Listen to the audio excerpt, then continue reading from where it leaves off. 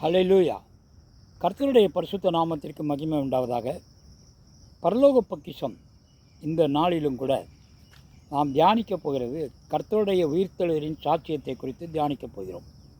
நாம் இதுவரையிலே சபையின் சாட்சியம், பவுலடியாரின் சாட்சியம், வேதாகம புஸ்தகத்தின் சாட்சியத்தை கடந்த 3 நாட்களாக ஒவ்வொரு நாளும் தியானித்து வந்தோம்.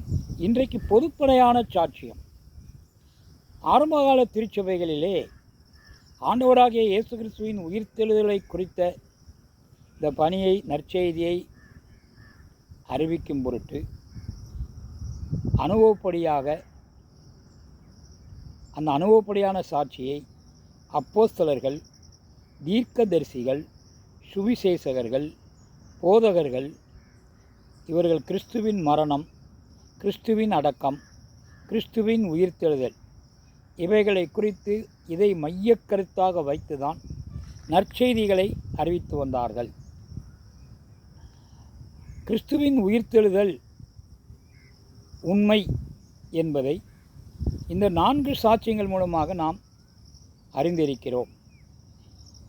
நம்முடைய உள்ளம் இதை உண்மை என்று உணரும்போது அந்த உயிர்த்தெழுதலிலே நாமும் பங்கு பெறுகிறோம். நாம் மரணமடைந்தாலும் நாமும் உயிர்த்தெழுதலில் பங்கு பெற்றிருக்கிறோம். இதுதான் தேவன் தன்னுடைய ஜனங்களுக்கு மாத்திரமல்ல, எல்லா ஜனங்களுக்கும் கொடுக்கப்பட்ட வாக்குத்தத்தம். வரப்போகிற அந்த உயிர்த்தெழுதலை நமக்கு அவர் வாக்குத்தத்தமாகவே தந்திருக்கிறார். ஆனால் கிறிஸ்துவை விசுவாசியாதவர்களோ, உயிர்த்தெழுதலை ஏற்றுக்கொள்ளாதவர்களுக்கோ இது ஒரு புரியாத புதிர். ஏனென்றால் மரித்தவன் எப்படி உயிரோடு எழுவான்? மரித்ததுதானே என்று. ஆனால் நாம் இன்றைக்கு மீண்டும் உயிரோடு எழுவோம், உயிர்த்தெழுவோம் என்ற விசுவாசத்தோடு இருக்கிறோம். ஆனால் அவர்களோ உயிர்த்தெழுந்தவர்கள் தண்ணீராக இருக்கலாம், காகமாக இருக்கலாம், அல்லது ஏதாவது ஒரு வகை உயிரினங்களாக நம்முடைய தாய் வடிவிலே, நம்முடைய தகப்பன் வடிவிலே வருகிறது என்று அந்த நம்பிக்கையிலே இந்த காலத்திலே அவர்கள் நம்பி வாழ்ந்து கொண்டிருக்கிறார்கள். உண்மையிலே கிறிஸ்தவன் துக்கப்பட வேண்டிய விஷயம் என்றால், இன்றைக்கு இந்த உலகம் சீர்கேடாய் போகிறது. கிறிஸ்தவன் துக்கப்பட்டாலும் இந்த உலகத்தின் சீர்கேடானது கிறிஸ்தவனை மேற்கொள்வதில்லை. ஏனென்றால் இதற்கான பரிகாரத்தை தான் தேவன் நமக்கு தந்துள்ளார். இதற்கான பரிகாரம்தான் உயிர்த்தெழுதல். இதனால்தான் நாம் நிலை தடுமாறுவதில்லை.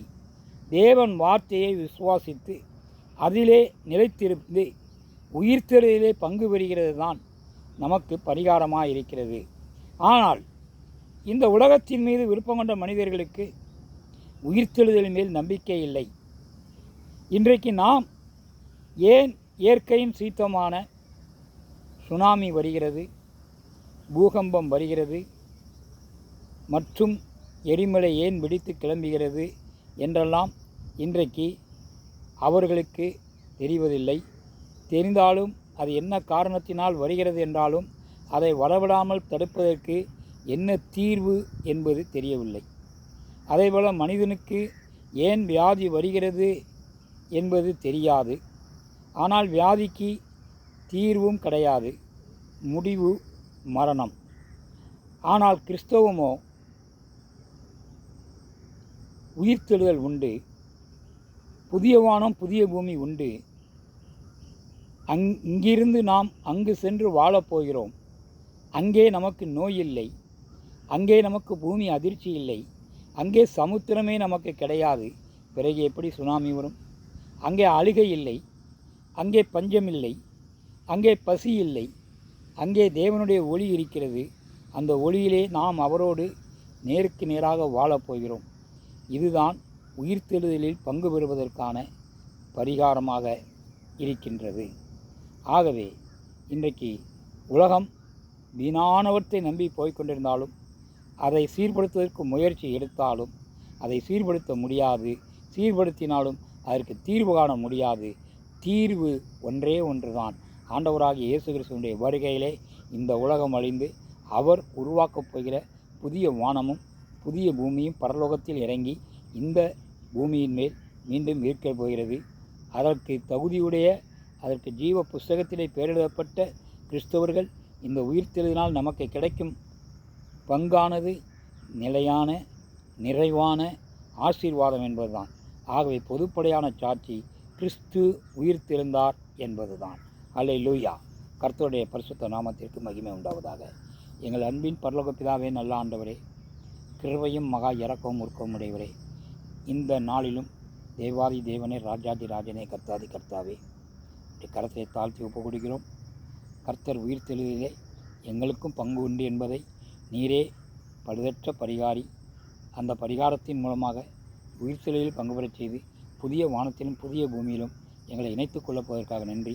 இதற்காக இந்த பூமியிலே உள்ளளவும் எங்களை தகுதிப்படுத்தும்படியாக உம்முடைய சமூகத்தில் ஒப்பு கொடுத்து ஜெபிக்கிறோம்.